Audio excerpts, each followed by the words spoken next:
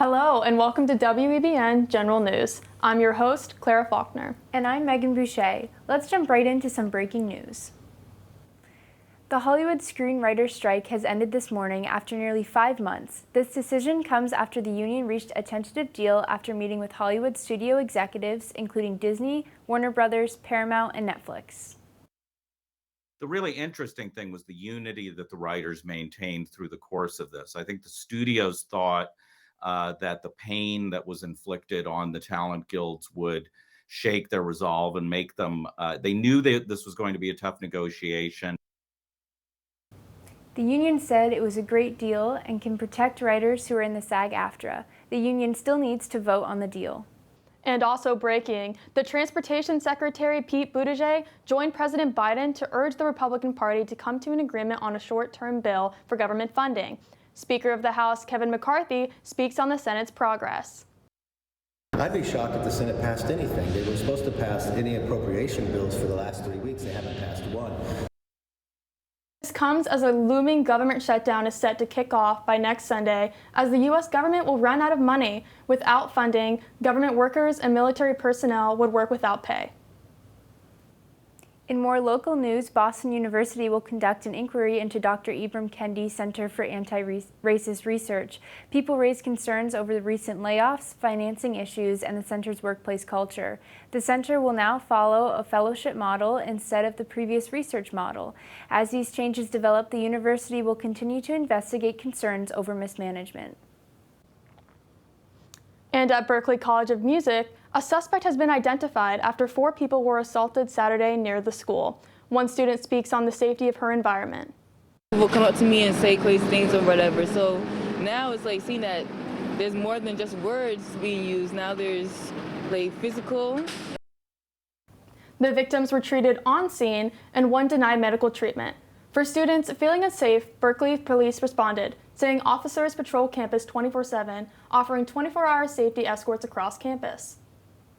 Transgender health care coverage case from North Carolina and West Virginia was brought to a federal appeals court.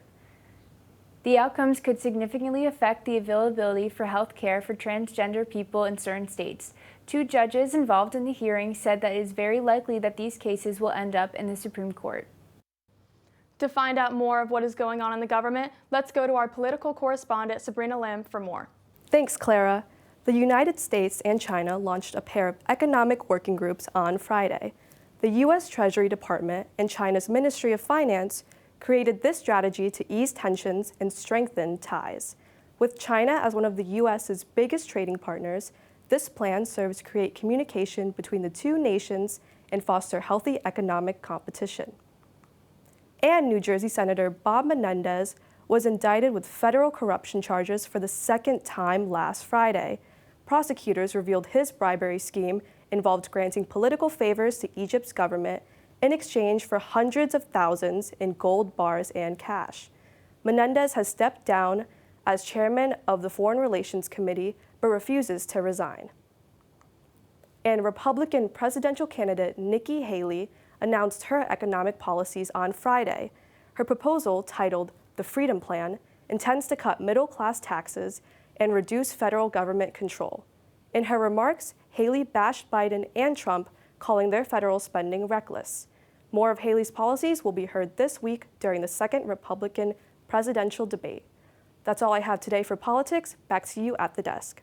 Thanks, Sabrina. Coming up, updates on the United Auto Workers strike. And Israel's potential peace agreement with Saudi Arabia. We'll be right back. I don't think that many kids in my son's school even do it. He makes fun of his friend who vapes. He would never try it. She's into soccer. She's on the honor roll. She's just not the type. No way. No way. No way. No way, my kid would never vape. Get your head out of the cloud. Today, nearly 8,000 kids will start vaping. Maybe even yours. Learn about the dangers at talkaboutvaping.org. Welcome back. Let's get right back in today's stories. The United Auto Workers strike spread to 38 locations across 20 states. The president of the UAW shares a message. We invite and encourage everyone who supports our cause to join us on the picket line. from our friends and families, all the way up to the President of the United States. The UAW President Shawn Fain says Ford Motor Company avoided additional strikes after satisfying union demands. As the strike continues, General Motors and Stellantis have rejected the union's proposals for cost of living increases, profit sharing, and job security. And overseas, Israel's Prime Minister Benjamin Netanyahu told UN that he is optimistic about Israel and Saudi Arabia's potential peace agreement. I think that making peace with Saudi Arabia and basically beginning to end the Arab-Israeli conflict will also help us end the Palestinian-Israeli conflict. And I think that's what people miss out. Netanyahu cited the Abraham Accords, the peace agreement between Israel and the United Arab Emirates, as the starting point of this harmony. Despite Saudi Arabia's interest in the creation of a Palestinian state and the USA's nuclear defense program, Netanyahu still remains hopeful that an agreement could take place. And for updates in Ukraine, we go to our international correspondent, Kenyon. What do you have for us, Caroline? Thanks, Meghan. Ukraine launched a missile strike on Russia's Black Sea Fleet headquarters on Friday. According to the Russian Defense Ministry, the attack resulted in one missing serviceman. The headquarters, located in Sevastopol, Crimea, have been central to Russia's invasion of Ukraine. And in more news regarding the war in Ukraine, President Volodymyr Zelensky paid a visit to Canada to increase his support for his country on Friday. Zelensky praised Canada for previous contributions and for welcoming Ukrainians into the country. The visit marks Zelensky's first trip to Canada since Russia's invasion in February 2022. Also on Friday, Pope Francis arrived in Marseille, France, to honor sailors and migrants lost at sea. This tribute is only one of the many actions Francis has taken to prioritize migrants during his time as Pope. He affirmed his continued support for them as anti-migrant sentiments only increase across Europe. That's all I have for international news. Back to you. Thanks, Caroline. Now for the latest in sports, let's go to our correspondent, Jordan Pagkalinawan. Thanks, Clara. The Miami Dolphins were on fire Sunday, demolishing the Denver Broncos 70-20. You heard that correctly. Miami scored the most points in an NFL game since 1966, when Washington scored 72 against the New York Giants. Dolphins QB Tua Tagovailoa finished with 309 yards and 4 touchdown passes, while running back Devon Achane had 203 yards on 18 carries. And the Red Sox took down the Chicago White Sox 3-2 on Friday night. Outfielder Masataka Yoshida hit an RBI single in the 8th to break a 2-2 tie, and that's all Boston needed to secure the victory. They weren't as fortunate the rest of the weekend, though. Chicago won the following 2 games and ultimately the series. And finally, Cleveland Cavaliers executive Kobe Altman was arrested on Friday for driving while impaired. Authorities stopped Altman on a highway near downtown Cleveland, telling him he nearly caused an accident. The Cavs released a statement noting they're monitoring the situation closely and, quote, await resolution of the legal process. Those are all the stories I have for sports today. Back to you at the desk. Thanks, Jordan. We're going to take a quick break, but coming up, find out who will perform at the Super Bowl halftime show. And don't miss this week's weather update. We'll be right back.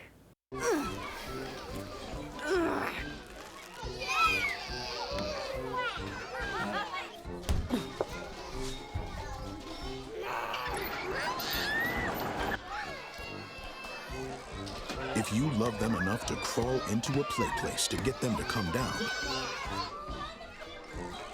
then surely you'll check nhtsa.gov/the-right seat to make sure they're in the right car seat. Welcome back. Let's take a look at this week's entertainment news. 8-time Grammy Award winner Usher says yeah to headlining the 2024 Super Bowl halftime show. Fans are not only expecting an iconic performance, the singer also plans to release his newest album the same day, titled Coming Home. He expresses his excitement in a statement saying, quote, "It's an honor of a lifetime to finally check a Super Bowl performance off my bucket list." This year, Super Bowl Sunday is sponsored by Apple Music and will take place on February 11th in Las Vegas. And has someone new entered Taylor Swift's dating life? Let's go to our entertainment correspondent, Rylie Burns, for more details. Rylie? Thanks, Meghan. Travis Kelce responded to dating rumors about him and Taylor Swift, saying that he threw the ball in her court. Kelce reached out to Swift, hinting that he wants her to come to one of his games. His brother, Jason Kelce, also confirmed that the rumors are 100% true. And earlier this month, Joe Jonas and Sophie Turner announced their divorce, saying it was a mutual decision. Turner has since sued Jonas to return their 2 children to England, saying that Jonas will not turn the children's passports over. Their children had been on the road with Jonas and a nanny since May. The pair is now trying to work something out with the courts and raise the children between the U.S. and UK. And the cause of death of the Euphoria actor Angus Cloud was revealed on Friday. The Alameda County Coroner's Office in California explains that Cloud suffered from acute intoxication from a combination of drugs. He died in what will be ruled as an accidental overdose. The actor, best known for his role as Fezco in the television series Euphoria, passed away at 25 years old back in July. That's all I have for the news. Back to you at the desk. Thanks, Rylie. Now moving on to this week's weather forecast, we go to Phoebe Alves. What do you have for us today, Phoebe? Thank you, Clara. This week we can expect some beautiful early fall days here in Boston. We are ranging in the mid-60s all week. Today there is a 70% chance of rain, so keep your umbrella handy. Today we're expecting a high of 62 degrees and a low of 59. The rest of the week it will be overcast. Tuesday has a high of 61 and a low of 52. It cools down a little on Wednesday with a high of 65 and a low of 49. Thursday, the sun comes out again with a high of 67 and a low of 50. Rounding out the week, Friday will be cloudy with a high of 66 and a low of 52. That's all I have for weather. Back to you at the desk. Thanks, Phoebe. Speaking of Phoebe, fans of the hit television series Friends should get excited. Central Perk is coming to Boston. The iconic coffee house will open on Newbury Street in October. The interior will resemble the show's cafe and include 2 patios on the outside. This project involves award-winning architect Glenn & Co. and Top Chef Tom Colicchio. The menu will be Friends-themed, and Central Perk's online store is selling coffee blends for fans of the show to buy and enjoy. I'll definitely be sure to check that out.